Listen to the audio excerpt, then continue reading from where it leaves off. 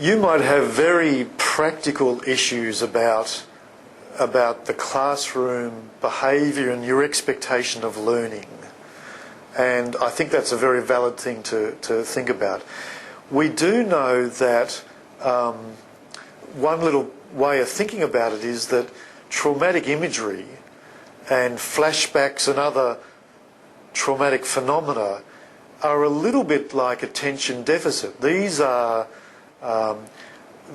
images and sounds and smells, like the smell of the mud is very distinct, that might be coming in and out of children's heads, and that will affect concentration and that will affect attention. Okay? It's like having a little classroom who have mild ADHD if you're in a highly, traumatised area. My response to that is not to change your expectation, because your expectation is very clear. These kids are in school to learn, but maybe to change the way you're delivering it. So, for instance, you might have shorter time periods of concentration. So you might base your concentration on a 30-minute time period, well, you might go down to a 50-minute time period with a stand up and shake it out and do something physical and do something active for a couple of minutes, and then go back and do another 15-minute aliquot, just for the first week or two, if you're in a very traumatised area.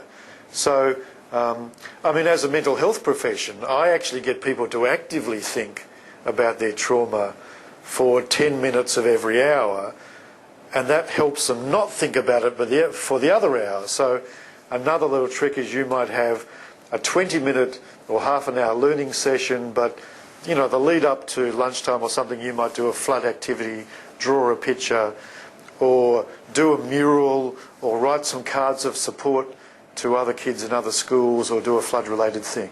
But I think you probably need to change your expectation around the length of concentration that some children might have, but getting back to normal expectations over the next 1 to 2 weeks. The other thing you might have is more disruptive, unruly kids, more than usual. Again, you need to be thoughtful about if they are really acting out their flood experience, and that's their unruliness. The way of testing that is whether they were like this last year and the year before. Is this very different? If it's very different, it might be flood-related. And again, those kids can often respond to doing flood-related activities and often active things. And again, other schools have done murals and have done collages, and they've done paintings, and they've done, cards of support.